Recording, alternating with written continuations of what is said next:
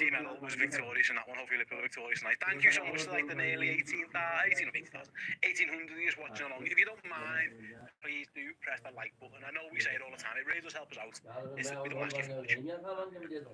Say some comments. Be nice to you. Press a thumbs up on the video. That's what you're going to do. And we'll do the rest. Absolutely, we'll do the rest.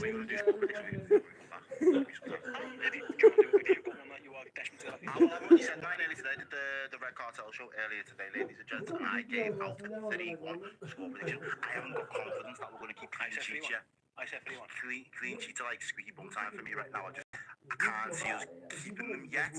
I don't think we're that settled, but I still think we've just got too much fight. I said 3-1 on the builder show. Abby said 3-1. Sam said 3-0. Allison keeping a clean sheet. It's a 300th game for Liverpool. A bit of extra motivation. Maybe, yeah. Liverpool's goalkeeper, who by the way is. So we've also not lost. I think it's 12 years on the bounce we've gone undefeated in the opening game of the season as well. So we've got a good record.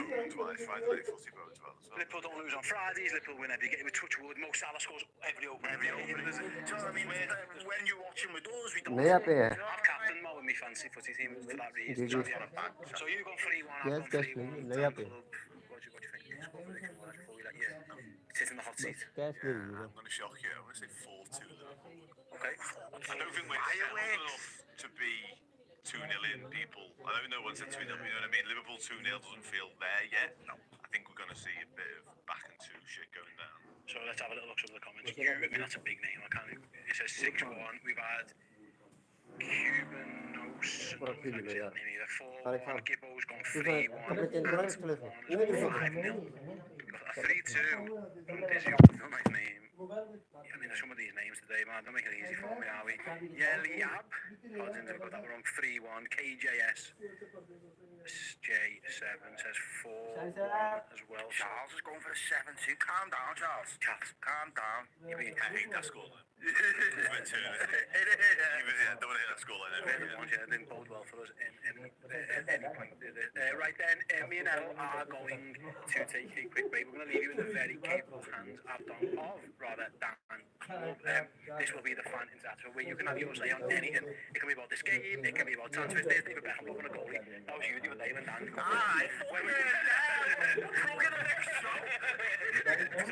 Anyway, you asked how much feel free. We're going to hand it over to Arne Slot, after which Dan will be in the hot seat. Well, obviously the focus is on the start of your title defence now. So how ready do you feel you and the squad are going into the start of the season? As ready as we can be. So I think I've emphasised this last week on the fact that we've lost 3 or 4 starters, and unfortunately Ryan Klaverberg was not able to play last week and is not able to play this week. So that means that if you exclude the goalkeeper from the 10 outfield positions, 5 were different than the main starters we had last season.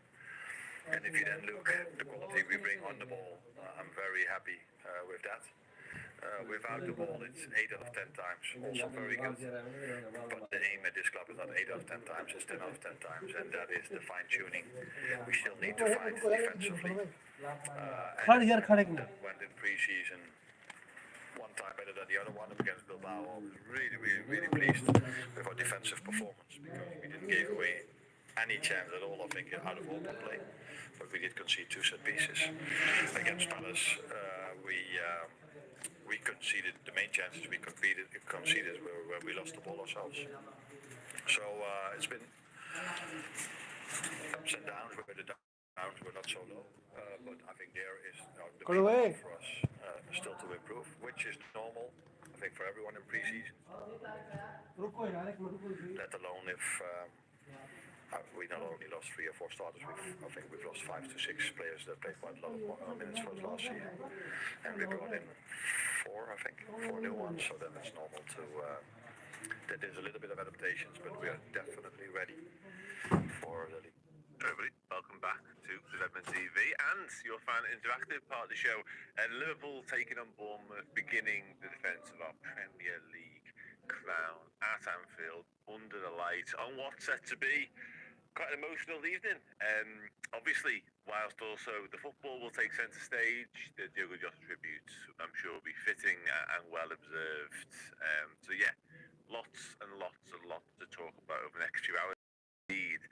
next 9 months because we're about to do it all over again. This is the part of the night where you can have your say on literally anything you want. Ask me any questions, any conversations. The floor is very much yours.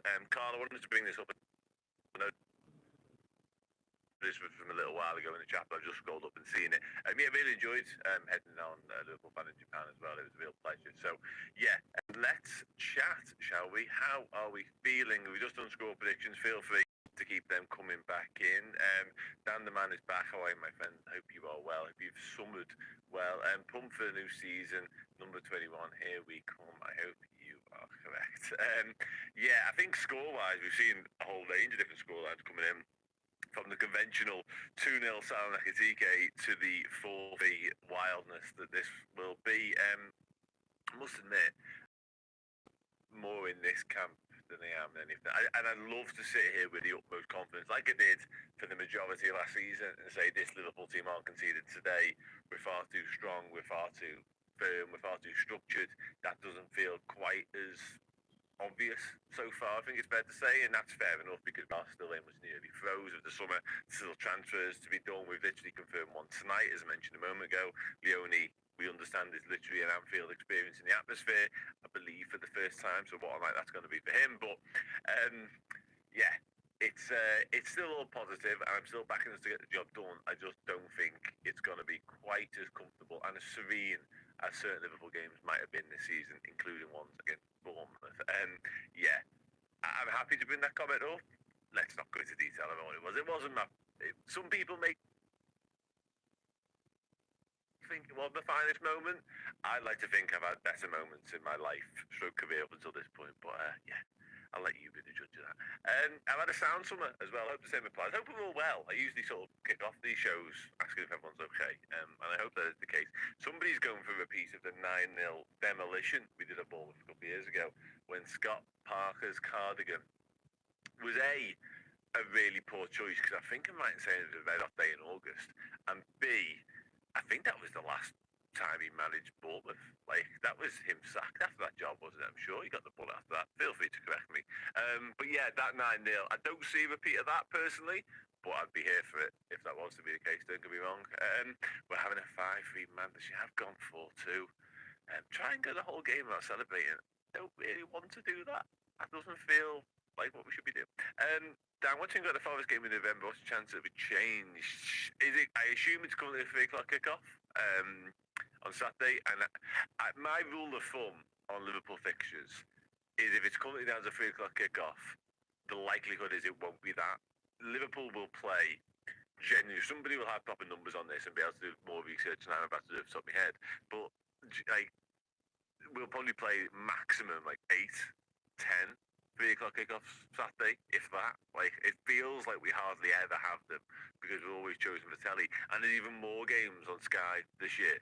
I don't know, I'm doing like a mini promo for them, but like, I don't envisage us being 3 o'clock Saturday a lot, let's put it like that. So if you are planning trips and flights and hotels and whatever around 3 o'clock kickoffs, always bear in mind it'll change. And I think I'm right in saying it's about 6 weeks prior to the fixture itself, which they change when exactly they're going to be. So, yeah, bear that in mind as well. When is kick-off? And less than 40 minutes away now, so yeah, stick around. Who are the new signings I'm most looking forward to? Flavian Wirtz, isn't it? Let's be honest. And I must admit, I've been Flavian Wirtz completely for ages, but the 60 minutes odd we got of Hugo Ekitike on Sunday has whetted my appetite to see more of him. Obviously, the goal is the standout moment. I was really impressed by some of his all-round play as well. So, Wirtz is probably still the headline act in that conversation. But Ekitike is, yeah, he's teased me and he's impressed me enough to suggest that I'm keen to see what else he's got and what he's all about in the Premier League.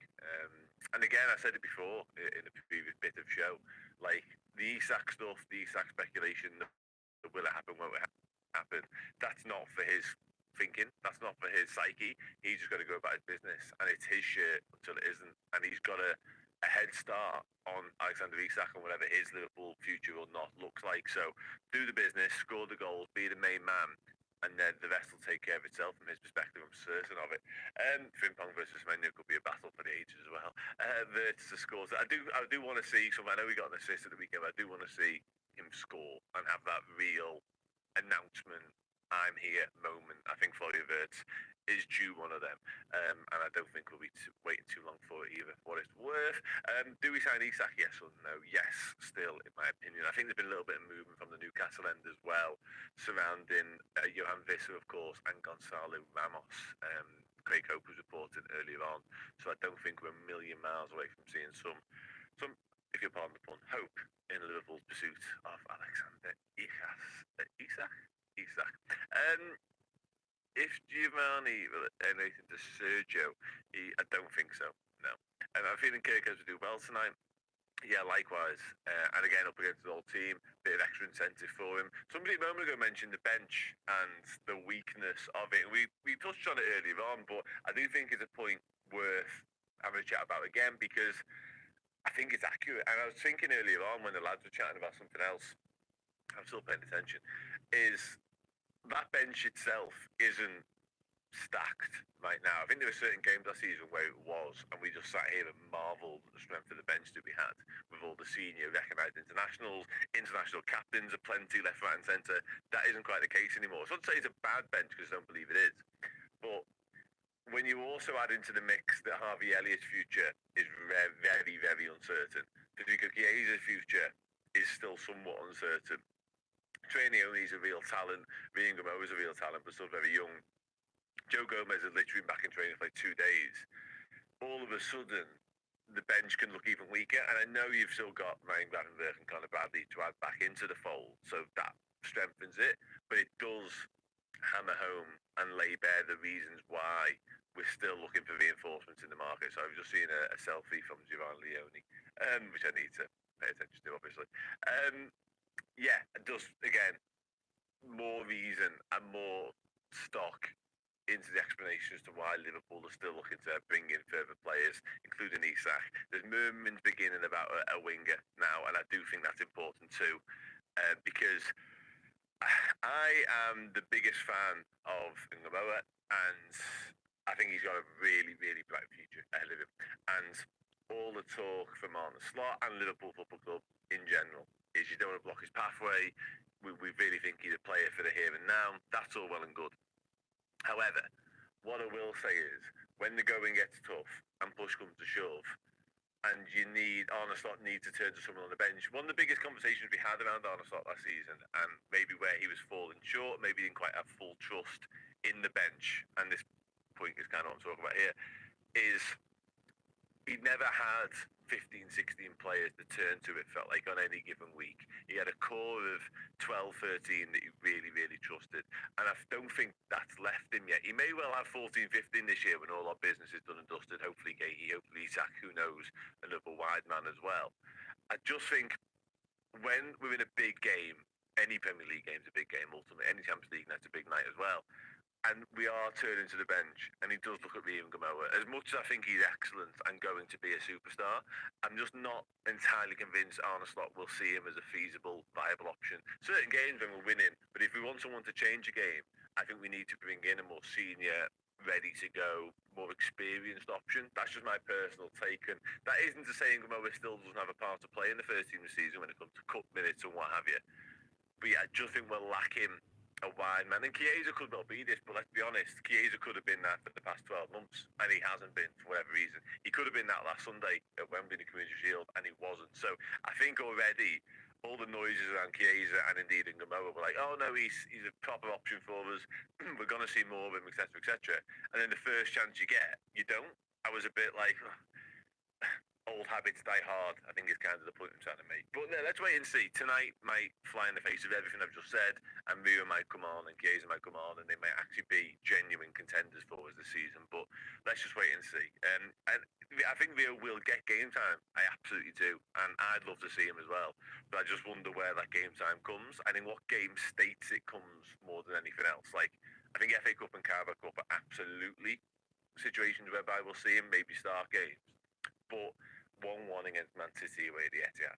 Like, many of us would sit here and say, why not? But will Arne Slot make that call? Or would he rather insert 23-year-old winger's name here? Let's wait and see. Obviously, they've got to be the right quality and the right player, and Liverpool have got to be able to sign whoever that is. That goes without saying. But I just wonder if there is something else we can do in the market to make that happen and address what I believe is a slight shortfall in the squad right now. And again, if you told me that Chiesa could be that, I'd believe you. But does Arne Slot believe that? I don't know. And somebody says this Slot has been impressed by Chiesa and training that his fitness levels improving. I mean, what month and year is this? Because I feel like we've been hearing that forever. And I hate talking like this about any Liverpool player, I really do. I want them all to succeed. I want them all to play and score goals. But that line could have been copied and pasted from last November. Let's be brutally honest about it here. So we'll wait and see. Not to be negative and all that. Let's not be negative. And if Chiesa gets his fitness back, he's going to be a handful of lots of play. Again, I repeat what I just said a moment ago. I hope you're right. I just think there has been so many opportunities to play him. Like, why last Sunday? Why doesn't he come on? Back up Ben Doak. Well, Ben Doak looks like he's off. Ben Doak looks like he's off the Bournemouth. £25 million looks to be the deal there, which, for what it's worth, is a remarkable bit of business from a Liverpool point of view. If we don't think he's Liverpool ready in terms of his quality, to literally almost make 25 million profit on the lad is exceptional. Like, it really is. We signed him for like 600k from Celtic, and we're about to sell him to Bournemouth, ironically, for £25 million. It is incredible. Absolutely it is. Sound. If we're fine tonight, the game turn up by the hour mark, Rio comes on. Possibly, and again, that may well be all he ever sees, and that may well be the types of situations where he does come on. But it's the other situations where you need somebody to call upon in a different game, in a more high stakes game, in a game where it's still on a knife edge, it's still on the balance, because that will come. Liverpool won't walk to a canter every single game of football that we play. It's just not the way this season is going to go. I'd love it to. I just don't see it. We should sing Duran Duran. His name is Rio and he's running the... I think Mark Kenny got that song going at Anfield a couple of weeks ago for the Bilbao friendlies. So we'll wait and see if it catches on. But let's just wait and see. Doak pays for Leone. He more or less does. And he pays for himself 5, 6, 7, 8, 9 times over in terms of everything we put into him. And he's had a good crack at it. I think injuries have probably, but they certainly haven't helped, I think it's fair to say.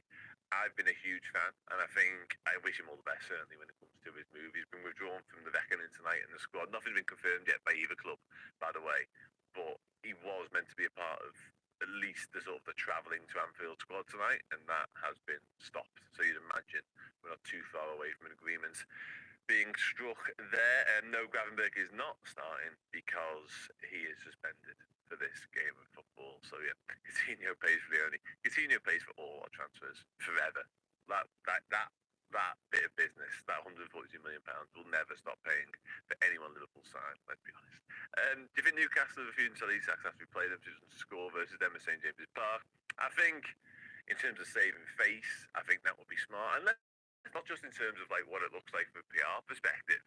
Like, if you want to enhance or at least give yourself some chance of getting something out of that game, not selling your prized possession and the fella who bangs in goals for fun left, right and centre to the team you're about to play is a quite smart move. Pretty savvy from Newcastle. Not moved particularly brilliantly or serenely through the market so far this summer, but hanging on to Isak until the very last moment, and indeed that game's done and dusted, would actually be quite clever from them.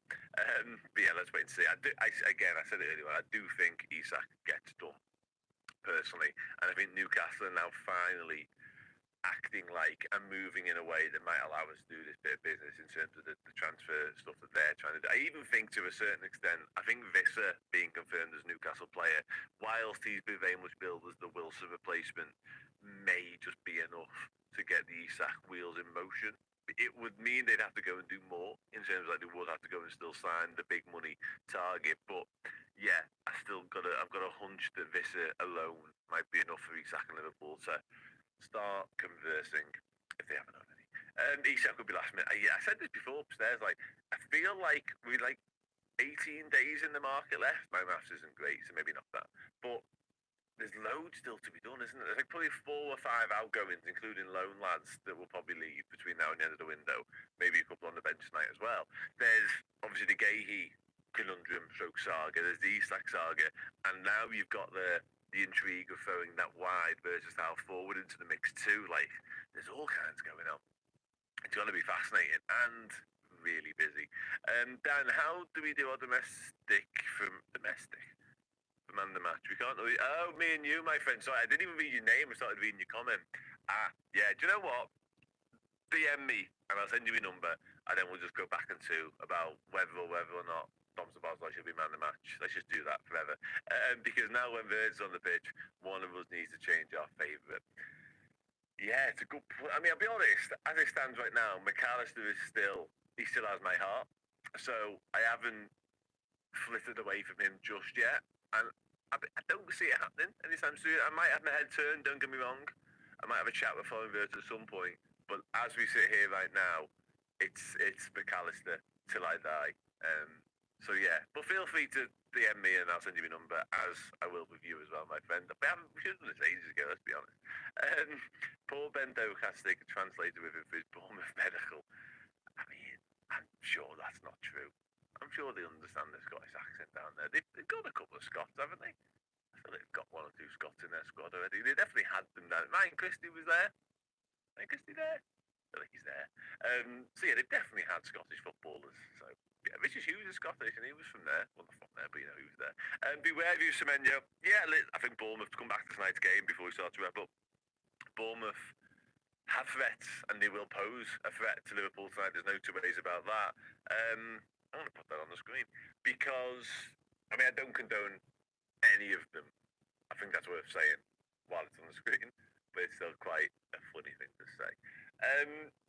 Yeah, Bournemouth will definitely pose challenges to Liverpool. And I think actually if this was Liverpool in full flow and like as solid, as well planned, as well structured and as fluid in attack. I think we did look quite fluid in attack, to be fair, last Sunday. Second half, not so much, we lost our way. But yeah, if all the aforementioned adjectives were true about the Liverpool side, I would be sitting here saying, well, Bournemouth have been dismantled a little bit. We don't quite know what this Bournemouth team is anymore. Like, they've got so much work to do and they've been so unsettled all summer. Like, will the upheaval get the better of them? And we might have quite a straightforward evening's work. But because of Liverpool's problems, and honestly himself admitted we've got situations and issues that we need to iron out, and we're 8 out of 10 off the ball and all that sort of stuff. And we have been a little bit sloppy in transitions and giving the ball away too cheaply and all that. So in that, because of all that, I think Bournemouth will cause a threat, and Semenyo will be front and centre of that. I like Evan Nilsson a lot as well. I think David Brooks is a very tidy footballer, very creative footballer. They've got players that can hurt you. They absolutely have players that can hurt you. So I just think we've got more that can hurt them the other way, which is why my score prediction, which of course could be wildly inaccurate, is 4-2. Because I don't think we're quite as watertight defensively as we'd like to be at this point. And I think their new look, stroke somewhat makeshifty, back four, will really struggle to cope with Salah, Ekitike, Gakpo, Vert as a front four, backed up by McAllister, Szoboszlai, bit of Kirkes, bit of Frimpong, maybe even at times a bit of Virgil van Dijk. So it's going to be a fascinating watch, obviously. But yeah, I just think we'll outscore them. Also, I don't think that'll be the game plan and the way we go about our business all season long, by the way, for what it's worth. I just think tonight we'll try and, just outgun the opposition. Thanks, Ben. I'm trying. I've summered quite well, I must admit. So yeah, I appreciate the compliment. I've been working hard. So thanks. It's glad to see it's paying off. I'm sure you're looking very well as well. Somebody earlier on mentioned the stubble being better than the beard, so thanks for that too. Compliments are nice. I don't always get them in this line of work, but every now and then it's nice to see them. We do work hard. I'm very excited for tonight. As am I, Diane. As am I. I think we're gonna have a fun, entertaining watch. And listen, I think it's important to remember the other side of tonight and the emotions that will come with tonight, because this is another hopefully very fitting opportunity with which to honour and pay tribute to the man that was Diogo Jota and indeed Andre Silva. So important to remember that. I don't think that should ever be too far from our minds all season long, actually, for what it's worth. Obviously, most importantly. But then again, I think when the whistle comes and Liverpool are required to take care of business, the fans are the slot, and indeed the players, I'm sure will do that as well. Gravitash, Ian Russ, 0.2, 2.0, I can't. I look dreadful. Has anyone ever shaved? I haven't done this, by the way, but has anyone ever shaved and just left the tash just momentarily? I've just thought, absolutely never in a million years. If you have, tell me what that was like. the likes for Dan's tan. I mean, I suppose I've got a bit of a tan. Yeah, I feel like I was more tan post-tour, but still. The weather's been boss.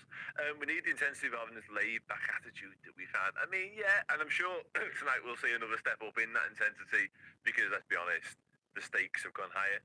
The need for the intensity and the importance of the game have gone up a level or two. So, yeah, I'm absolutely certain. And the atmosphere will play into that as well. And Liverpool will be well aware of what tonight means and what tonight can be the start of. Could be spoken somewhat openly about the fact we are hopefully starting out on the road to 21 and Liverpool are overwhelming favourites in a lot of different areas when it comes to the Premier League title, but that stands for absolutely football right now. It's about actually going out and delivering on the pitch, and that's up to the players. And as you rightly say, that means we have to bring a new level of seriousness to the situation, which I'm pretty certain we will. Somebody mentioned the doc a moment ago. And thank you for that. I will hopefully find the chat in a moment, but somebody said they love the doc. There we go. Got it. Thank you. Love the doc, Dan. What do I make? What do I think of Slot saying Isak and TK can play together? Has he said that? Has he said that while I've been talking? Is that a thing he said? Great. Absolutely great. Yeah, why not? I mean, he's tinkered with formation. Somebody earlier on mentioned the possibility of changing to a back three. I've been convinced we will. Certainly when, or if Mark Gahey arrives, I felt like that was a viable option for us, but other people aren't so convinced. Remains to be seen, obviously, but yeah, I don't think anything's out the realm of possibility when it comes to in-game tinkering from Arna, including if indeed Isak does arrive, Isak and Ekitike playing as a two. Yeah, I think that's very viable. What happens to Mo Salah is another question, but still, Mr. Blood Redster, Chris, says, yo, Redmen and all the chat, you never walk around. Love you all, I love you too. If I was inviting you to Adam Sandler costume, that took a dramatic turn, that chat, that comment. This is what I get for not reading all the comments before I put them online. I mean, don't get me wrong, it could have been much worse, it could have been something horrific, so I'm glad I never. But, yeah, I don't know. Happy Gilmore, I guess. But then does he not look like the same in all? If I was inviting you to an Adam Sandler, so I have to go with somebody Adam Sandler has played as a character. Is that right? Am I getting the gist of that? Yeah, it's got to be just Happy Gilmore then, isn't it? Like, I guess. I don't know. But again, I feel like he looks the same. He just looks like Adam Sandler in different clothes, doesn't he? Have they ever played anything so outlandish? Maybe. Yeah, was that Adam Sandler? Zoolander? Somebody help me. But anyway, I'm not a big film guy, as you might be able to tell. Because that would be more, that's a costume. Is that Adam Sandler? Anyway. It's literally irrelevant. We've got 2 minutes to go, so keep the, there's a good documentary. Wow. Ben Stiller, that's Ben Stiller. I told you I wasn't very good at this sort of thing, films. You're right, there is Ben Stiller. Thank you very much. Clue, sounds. Nice to see you back, mate. Happy September, August, sorry to you as well. Hope you've had a good summer. Legend is out. Yeah, that might be what I'm thinking about. Little Nicky. Okay. Anyway, scores. And for the next 2 minutes, because I've got like 2 minutes before I leave you all, can we go score predictions and goal scorers, please? Please. 2 minutes, that's all I want. I don't want anything else. I don't want Zoolander. I don't want Happy Gilmore or any other Ben Stiller stroke Adam Sandler films. I just want goal scorers and score predictions, and then I will go and leave you. Apparently people are saying that Slot did say that in the interview, which is fascinating. Is he openly speaking about where Isak can play now, whether he can fit into our system? Because, wow. Salomon Verts 2-1. Ekitike gets the first one again. 3-1. I said goal scorers. You've got the memo. 3-1 with Salah, Ekitike, and Salah and Semenyo. Even the Bournemouth goal scorer. You're right. 4-9. I could only assume that meant to say 4-0. Salah, Sobo, and Ekitike 2. Got 4-2. A person after my own heart there. 4-2 with Salah twice, Ekitike, Maka, and Semenyo. Who's scoring the other one for Bournemouth? 7-2, Ekitike hat-trick. 4-1, Salah, Ekitike, Verts, and Virgil van Dijk. 3-0, Salah, Verts, and Gakpo. 3-1, Ekitike, Salah, Maka. And so everyone's going for Semenyo as the Bournemouth goal scorer, which I think, I don't know why I asked him before, but that is accurate. 3-1, Verts, Salah, and Gakpo. I think Semenyo is probably. Evan Nilsson, I think we're forgetting about him a little bit. You ready to come in? I'll leave. 3-1, Come on, the Reds. Ekatike, Salah, the 3-1 ping pong. Love you, Salah and McAllister. And finally, 3-1 says Ash Castle, Salah double, and Flavian Birch. Right then, I will love you all and leave you all for the remainder of the evening. Do enjoy the watch along with Steve and Errol. Do keep reminding Errol about what happened on Tuesday night because it was joyous. I think there's a clip of me speaking to somebody about Giovanni Leone coming up. So enjoy that as well, and I will see you all very, very soon. Goodbye for now. Bit of movement, another signing in the transfer market, Giovanni Leone. This one's happened quick as well. It feels like 2 days ago this wasn't even really on my radar. It was a name that had been mentioned, and all of a sudden he's a Liverpool player. 28 million initial fee, 18 years old, 17 Serie A appearances last season. What I will say is we won't spend loads of time speaking about the player because I think either of us has seen loads of him, but Liverpool have been craving this profile of centre-half for a while. We've been linked to numerous. None of them have happened for a variety of different reasons. But it feels like finally Liverpool have gone out and got the young defenders they wanted. Yeah, obviously we had Quanta and it just didn't work out in the end. It did feel as though he was building up to being that sort of Virgil van Dijk of the future, and it didn't work out that way. We sell him at the start of the window, and I did start to panic and think, even if we do go and get someone like Gay, it did feel as though there was a gap in the place of where Quanta once was for that sort of young talent who can be something for the future for us. And I'm not saying Gay, he's old, he's only 25, but it's nice to have youth on the books that you can be so hopeful for the future. And it all feels like future planning from Liverpool, doesn't it? It feels like we've done that all summer. We've just thought about the future, and even going and getting the likes of Frimpong and stuff like that, and you think about Salah, it all feels like future planning for AFCON, and then even a time without Salah. So this signing, I know it's a big price tag for someone so young. It does feel like a lot for me. I know 20 odd million, 30 odd million nowadays doesn't feel like a lot, but for someone who's 18, to me it does, especially someone coming from Parma that I haven't watched enough of, and I haven't heard enough voices talking about it. But at the end of the day, we can be excited about it because I trust Richard Hughes and Michael Edwards to know the profile, Hey everyone, welcome back. Yeah, that was Dan and Abby with the Redmen React. Liverpool, of course, out in the side and of Giovanni Leone. That show is available on redmenplus.com. It's probably a bit too late to go and watch it now, but if you want to watch it at the end of this game and go and fill your boot, it's over there for you. Over on redmenplus.com. Thank you. 6'5". 6'5", yeah. 18. Yeah. Big guy. Yeah. Big guy. Wow. Big boy. Yeah, so we'll see how he is. He's hopefully he isn't involved there, of course, but he is at Anfield. I know there's some stuff around Sofield with him there. So yeah, I'm looking forward to seeing him play in the future for the mighty Redmen. Right then, Schlons, nice name, says Farley, the Haribo. Yeah, we've got the Haribo today. It's a big game. Me and Els went to shop. Errol nearly caused the road raid actions on the way, which was interesting. I was thinking, if we end up throwing hands with these two lads in this car, Dan's going to be doing a solo watch along. But thankfully, it was peaceful. What it was worth, the rules of the road, I was totally in the right. Yeah, no, he did park in a keep clear. Yeah. I wasn't expecting you to wind you into that and give him business. But he got it. All day talk, man. And then once you're in, I've got to be in. Yeah. I'm driving. Your beef's my beef. Yeah. Basically, we're together. So thankfully, the fella just eventually drove off when Errol gave him the business. So we're back with some sweets and with some food. So that was an eventful trip to Co-op. But we're back. It's all doing well. Yeah, do let us know where are you watching in the world? Love to know what you're eating, what you got going on. Friday nights, under the lights. There'll be some people in work watching this Friday afternoon. Yeah. I know there'll be people, the Americans in particular, yeah, absolutely. Maybe lunchtime there, so let us know what you're getting up to. It's a big banner. That's a newbie, That's a newbie. Liverpool 20 times, yeah, absolutely.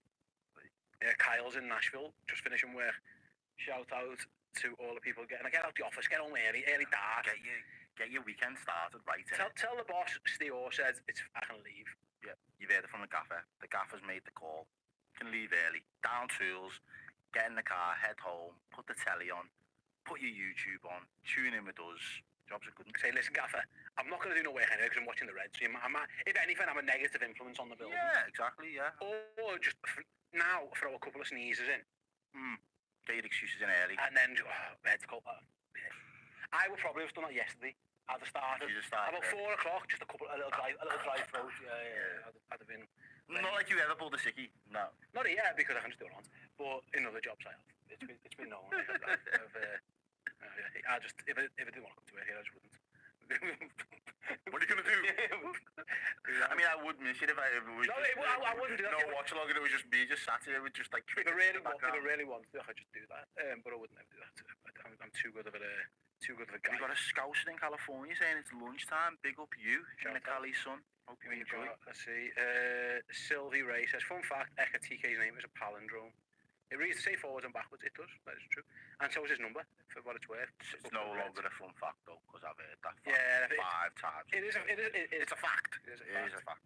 It absolutely is a fact. Yeah, a very emotional time at Anfield. I know Sky are playing their Jota tribute here. No, Anfield is going to pay its respect to Diogo, which is just an absolute surreal, horrendous, heartbreaking situation. Now, from what I led to believe, Diogo's family are in attendance. Yeah. I saw Arna Slot mention that, his wife and kids, which again, just absolutely devastating. Obviously, as we all know, I know there's a bit of a package shown on British TV here. I know there's a memorial and a mosaic set up that will go up before kick-off for both Diogo and, of course, Andre. Let's get your Portugal flags in the chat as well. You never walk alone. All of that good stuff. Let's show our support while we can, gang. And as I say, 2.4 thousand of you have tuned in so far already. The ball hasn't even been kicked yet. Tell your mates, share the stream, let people know you're watching and you're joining in this community with us, and we will guide you from the first whistle to the last whistle. We've even got post-match content coming out of your ears as well. So you're in good company. We'll look after you. And I'm looking forward to it, mate. I am looking forward to it. Absolutely going to be an amazing game beforehand, of course. Anfield and the whole football community will pay tribute once again to Diogo Jota and Andre Silva. Again, after both, just horrendous news that we all remember getting earlier on in the summer, unfortunately. So we'll keep tabs on that at Anfield in a moment, because that is obviously Liverpool's first Premier League game. I know we've had the friendly games. It's just devastating, really. I know there's going to be the plan is for there to be a mosaic for both of the brothers. It's important not to forget Andre in this situation as well. And a family that have just lost two young lads. It's devastating. I'm sure, like I say, hopefully, I don't know if they are there. I know Arnold said the family are going to be there. Hopefully they can take just an inch of comfort, and of course the players as well.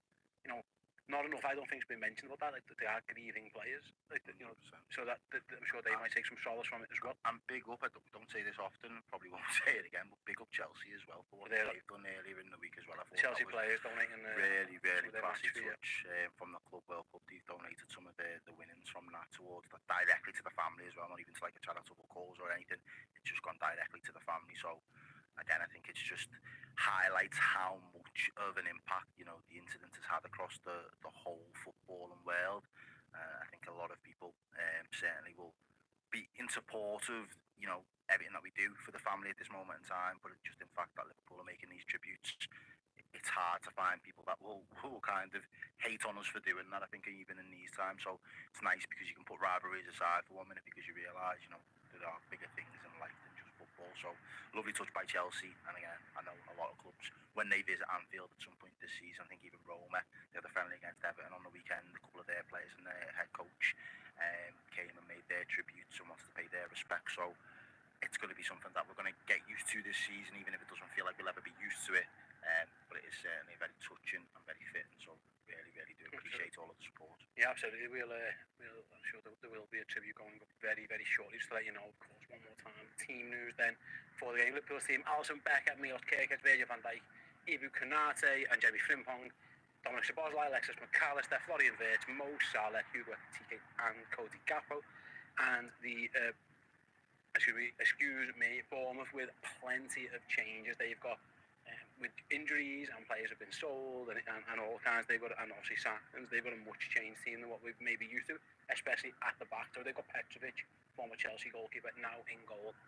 Adam Smith playing at right back. Diakite, the new centre back, and Sinisi are their back two. Truffert at left back. Adam Scott and I would guess Tavernier make up a midfield three with Semenyo and Brooks either side of Evan Nielsen's place, the Bournemouth. 11 for this game. Right then, usually we would go to break a little bit later, but obviously with tributes to be told and things like that, we are going to go to our break a little bit earlier. So yeah, get yourselves involved with the Oosh competition. Paul's going to give the details of that now, and then come back and be with us for the tribute, and of course, Liverpool's opening game of the season. See you in about 30 seconds. Tonight, this RS6 Audi could be yours. Oosh.co.uk are giving it away for free. Head to oosh.co.uk, grab a ticket, and don't miss your chance. Oosh! Welcome back here. Get yourselves involved. Go and win yourselves a car. That will be at 10 p.m. this evening if you want one. As the players make their way onto the pitch at Anfield, Diogo Jota's song ringing around the stadium. Again, there is a mosaic. I'm led to believe there's a couple of flags as well and all kinds. There you go. There's one of them there, Diogo and Andre. There's our mate Mario holding that one up as well. Big picture of Diogo with the title as well. It's got to be like that's nice. Look at that. Root. The name of Diogo's family saying this will always be your home. Wow. Which is very, very touching. Like I say, I'm sure if the family are there.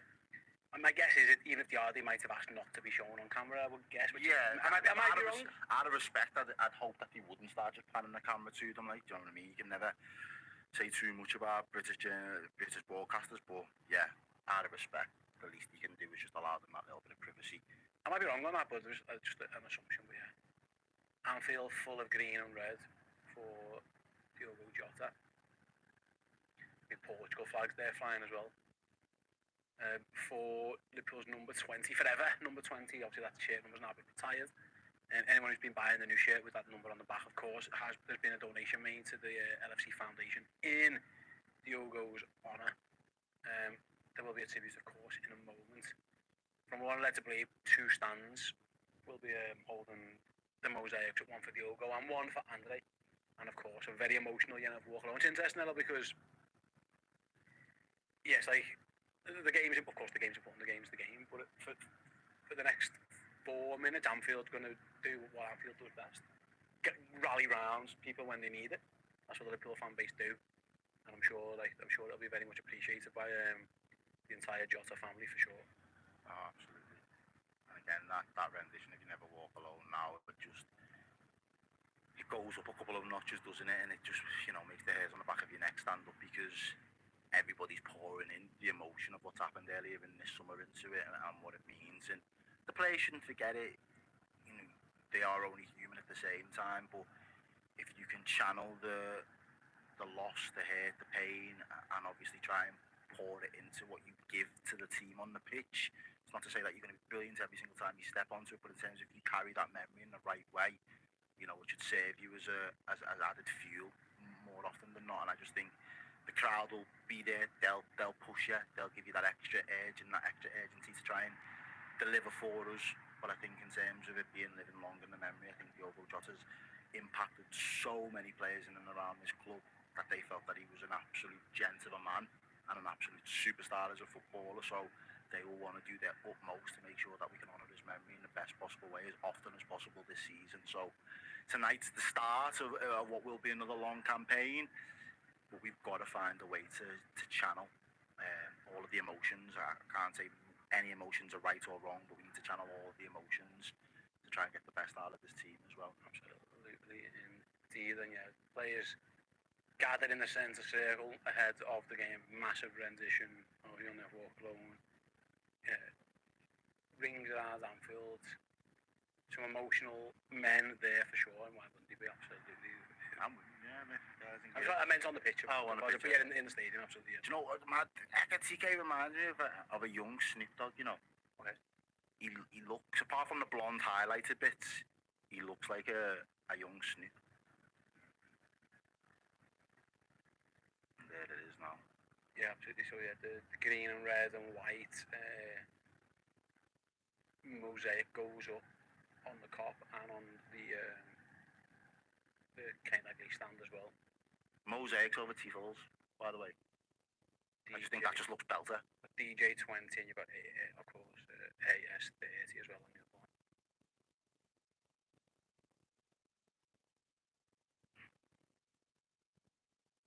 Yeah, Diane says that mosaic is beautiful.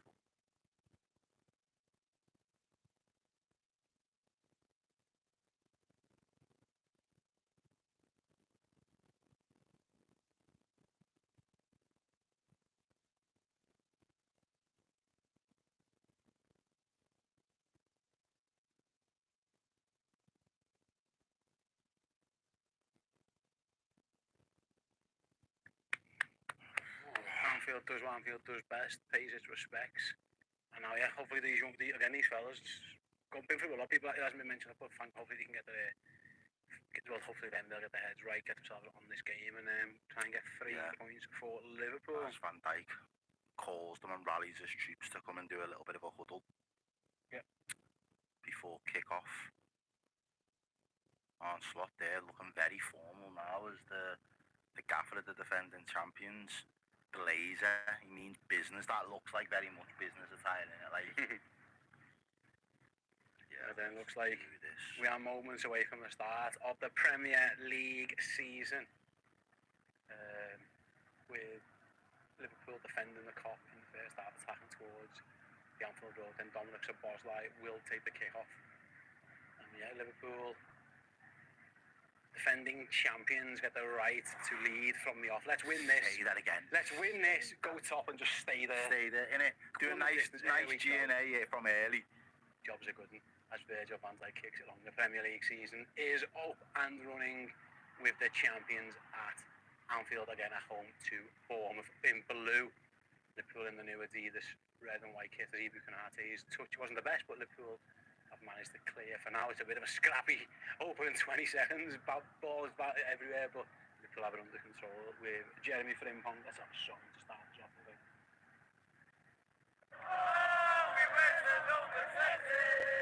With the ball at the back on his 300th game for the Reds. Kind of away from him,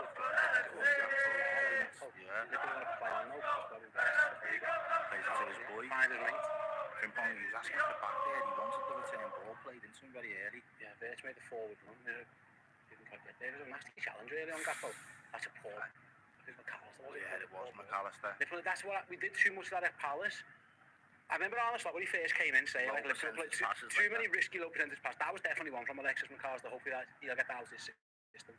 Bournemouth have just played one right back to Liverpool though. Cody Gakpo now raining in on strides forward, forced the main man Mo Salah, dinks it into the box, cleared by Bournemouth. That was a lovely touch. It's got way too close to Konate though, and Konate will absolutely clean that up. Both sides guilty, giving the ball away a little bit too easy there. Salah's ball in was a little bit aimless. In the end, it was quite easily headed away. Alright then, thank you so much by the way. The Prem's back, lad. Like, this is Prem footy, do you know what I mean? Like, this is the season. It is, right? You only get 38 of these each year for us. Make the most of it. As the defending champions have the ball inside their own half, and Alexis is going to stride forward. There's loads of room. Surprisingly, a lot of room as he finds left-hand side Cody Gakpo. He's got Kerkez outside. He's got inside Ekatike. Very similar to where he scored in midweek. Throughout the weekend, he tries to go for something similar, but miss it to straight down the throat to Sells. Not Sells anymore. Well, I mean, not even Sells anyway. Sells plays for Nottingham Forest. I meant Petrovic. Don't know where they got Sells from. Sells plays for Nottingham Forest. There's nothing to do with one. Anyway, Semenyo wins his header, but Virgil van Dijk says none of that, please. There's a lot of space. Ekatike and Van Dijk not quite on the same wavelength there. Ekatike came short, Van Dijk played it long. Again, Bournemouth, a very changed Bournemouth. They've got injuries, they've got players leaving the club. And there's been a couple of moments there where they haven't been on the same page a little bit either. Petrovic goes long again. Not sure you're going to get much out of that, yeah. I'm going to say, straight down the Konate's full back. Kevin Nielsen's not the biggest in number 9s either. Yeah. Well, you look against Van Dijk and Konate, do you know what I mean? They're going to dwarf you, mate. Interesting that they've moved Semenyo over to this side. To this side, yeah. Maybe to have a little go at Milos Kerkez, I don't know. Good by Ekatike, linking up with Vert, and again... Salah was free on the outside. Good ball outside to Gakpo, and Gakpo will get there. He's got Kerkez behind him if he wants to use him. He does. Milos Kerkez cross against his old club, but it was a poor one. Very flat delivery from Kerkez. He couldn't miss it. Yeah. Interesting that they've gone Semenyo on the other side, though. They obviously fancy either keeping him away from Kerkez or giving him... Sorry, away from Frimpong. Konate just nearly got under it and didn't quite connect the way he wanted to. I reckon TK's going to have too much time and space there in the middle. Liverpool are finding a lot of room in the middle of this park, Yeah. and there goes Mo Salah down Liverpool's right. He's got Frimpong on the overlap, doesn't use him. Mo Salah shoots! Good save from Petrovic. And that's more like it And from Mohamed Salah. I'm telling you now, if Bournemouth give Liverpool that much space in midfield, they're going to lose this game and they're going to get battered. They're going to have to fix that. Liverpool have acres of space. Nice TK wrinkle. finds Salah. Salah cuts inside. It's a good effort, actually. It's a great effort, And it's a mate. good save. Thanks to Raj with the super chat. Says, evening, lads. Let's do this. Indeed, let's do this, Raj. Thank you very much. Corner for Liverpool then.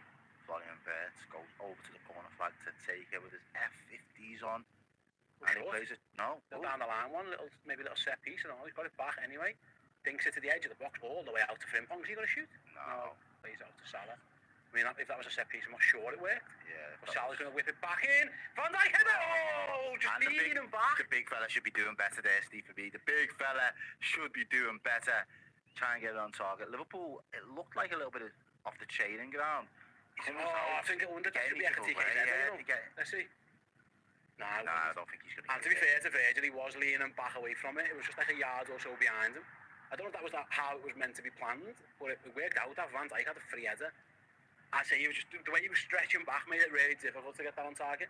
Oh, he's done Bournemouth it give it again. straight to Florian Wirtz. Oh, It's recovered with well. Mo Salah. Oh, Bournemouth he just got walked lucky. back. Bournemouth are at 6s and 7s here though, early on in this game. As they get to the halfway line with Evan Nielsen. He holds it up. Liverpool give a throw in away on the halfway line in the end. Couple of times they've had some poor passes there. Evan Nielsen done them a favour there. He just held it up and eventually won a throw in, but yeah, Bournemouth again, Dillian on the ball and it goes back to the keeper. Bournemouth have been nervy for 5 minutes. Maybe that's why they got Semenyo over here. They're going to target him in the air against Kerkez, but Kerkez does well. Virgil van Dijk should have that. Oh, his touch was poor. Second touch wasn't that much better, to be honest. Semenyo takes it back.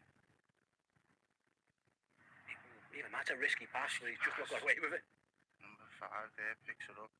And now they're going to go. Down the left-hand side, yeah. Bournemouth ball into Liverpool's box. Semenyo! Semenyo over the bar. there.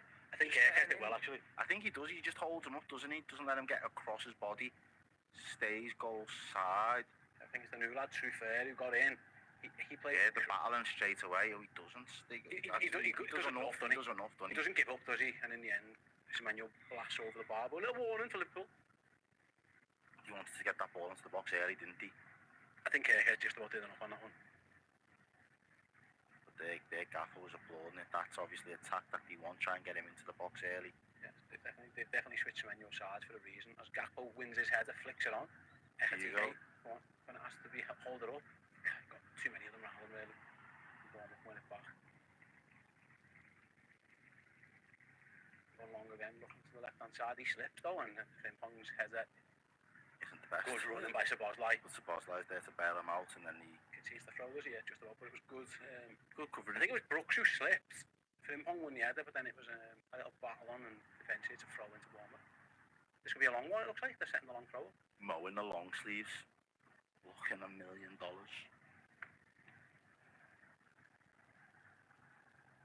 Already fair in there between them on the bench there. Oriola's talking to his staff there. Right then. Semenyo's getting a little bit from the from the Liverpool fans. I didn't know we had a long throw. You know? Right, Semenyo's gone over to the other side to whip that long throw in. Ebu Ibu deals just with it. yeah, good header. Back to Semenyo though. He goes all the way back to his defender on the halfway line, and we can build again from there. Say Bournemouth. You might end up back with the goal. He's not lucky, he's not. There's Yeah, that's exactly where they're going to go. Ooh, Goes back to Petrovic Petrovic. took up that left hand side there as well. Just drifted back. Chance if Liverpool can win that. Oh,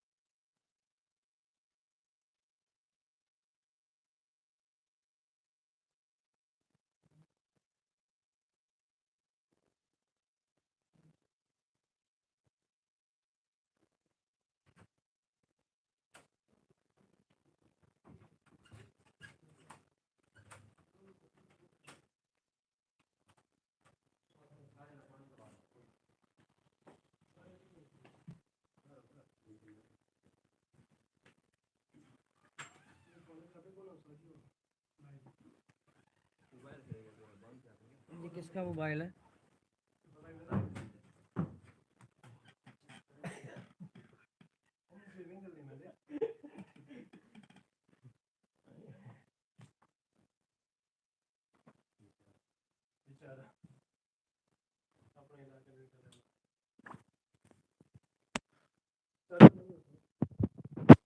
I was very close to winning that one. Nicholas, you fancy the chance to win the next one? Yeah, Canati should.